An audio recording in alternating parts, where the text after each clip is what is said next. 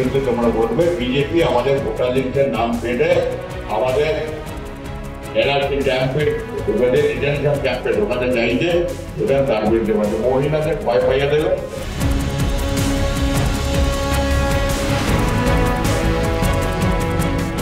SIR বিরোধী প্রচারে মহিলাদের ভীতি প্রদর্শনের নির্দেশকে ঘিরে বিতর্কে তৃণমূল শ্রমিক সংগঠন আইএনটিটিউসির উত্তর 24 পরগনার জেলা সভাপতি তাপস দাশগুপ্ত। গল্প করে ভোটার লিস্টের কথা বলবে, আর বিজেপি এর দুর্নীতি, বিজেপির এই অসভ্যতা, বিজেপির এই ফাজলামি, এর বিরুদ্ধে তোমরা বলবে বিজেপি আমাদের ভোটার লিস্টের নাম কেটে আমাদের এনআরসি ক্যাম্পে ডিটেনশন ক্যাম্পে ঢোকাতে চাইছে, ওটা তার বিরুদ্ধে মহিলাদের ভয় পাইয়ে দেবে। এমনি দেখুন মহিলা তোমাকে খেলতে পারে, মহিলাদের ভয় পাবে। আপনাদের মহিলাদের ভয় না পাওয়ালে বাড়ির পুরুষ মতো বাড়িতে থাকে না, ওই বলে যাবে ঠিক আছে দেখা যাবে ঠিক আছে বলে বেরিয়ে চলে যাবে, আর মহিলাদের যত্ন না হবে। এমন নির্দেশ ঘিরে বিতর্ক দানা বাঁধছে বুঝতে পেরে মুখ খুলেছেন তৃণমূল শ্রমিক নেতা। সাফাইয়ের সুরে বলেছেন, বোঝানোর চেষ্টা করেছিলেন এসআইআর নিয়ে, আতঙ্কিত হওয়ার কিছু নেই। মহিলাদের কাছে না গেলে এমনি ভয় পেয়ে যাচ্ছে, সুতরাং মহিলারা ভয় না পায়, তার জন্য মহিলাদের বাড়ি বাড়ি গিয়ে তাদের বোঝাতে আতঙ্কিত হওয়ার কিছু নেই, আমরা সঠিক সময় পাশে আছি। তৃণমূল নেতা সাফাই দেওয়ার চেষ্টা করলেও বিতর্ক মিটছে না। বস্তুত এসআইআর আবহে আতঙ্কে পরিস্থিতিতে রাজ্যে ইতিমধ্যেই 4 জনের মৃত্যুর খবর মিলেছে। এর মধ্যে এনআরসি ডিটেনশন ক্যাম্পে জুজু দেখিয়ে এসআইআর বিরোধিতায় শাসক দলের প্রচার কি পরিস্থিতিকে আরো গুরুতর করে তুলবে না? সুর চড়িয়েছে বিজেপি।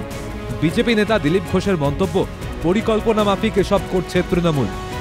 এসআইআর হলে ওরা হারবে নিশ্চিত জেনে বানচাল করার চেষ্টা করছে, মিথ্যা প্রচার করছে। মানুষকে জাগ্রত থাকতে হবে, এটা খালি পশ্চিমবাংলায় নয়, সারা ভারতবর্ষে এসআইআর হচ্ছে। আর এটা নিয়ে 12-13 বার হয়ে গেল, নতুন কিছু নয়।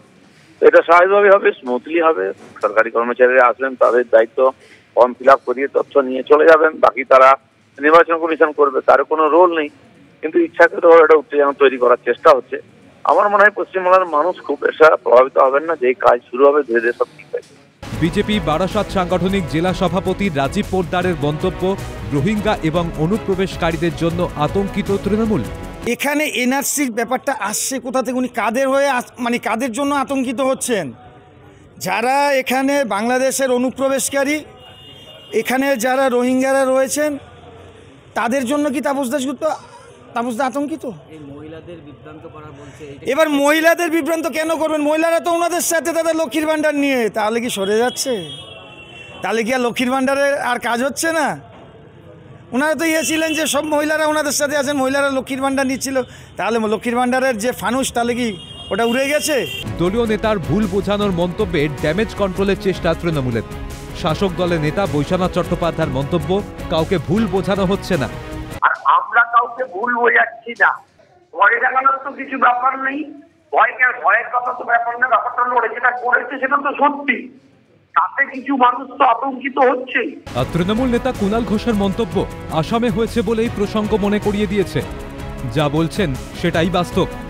অসমে এটা হয়েছে সেই প্রসঙ্গটা মনে করিয়ে দিতে বলছেন। কি ভাষায় বলেছেন, কি বলতে গিয়ে কি বলে ফেলেছেন, সেটা ওই যেমন জগন্নাথ সরকার বিজেপির, উনি যেমন সীমান্তটাই তুলে দিয়েছেন যে দুদেশ মিলে যাবে। তো এখানের বক্তব্যটা হচ্ছে আসামে কি হয়েছিল। আসামে যেটা হয়েছিল যে তারপর ধরে ধরে ডিটেনশন ক্যাম্পে পাঠিয়ে দেওয়া হয়েছিল, এবং বিপুল সংখ্যক হিন্দু বাঙালি পরিবার, বঙ্গভাষী পরিবারও তারা ডিটেনশন ক্যাম্পে আটকে গেছে। তো সেইটাই তো মানুষকে বলার কথা। তো সেইটাই যারা দলের বোঝাতে যাবেন, তো তাদেরকে সেই পয়েন্টগুলো উনি বলেছিলেন। এবার সেইটাকে আপনারা কিভাবে ব্যাখ্যা করবেন বা উনি কি শব্দ প্রয়োগ করেছেন আলাদা, কিন্তু যেটা বলেছেন সেটা তো বাস্তব। সব মিলিয়ে যত সময় যাচ্ছে এসআইআর ইস্যুতে রাজনৈতিক চাপানোতর ও উত্তাপ আরও বাড়ছে বঙ্গ রাজনীতিতে।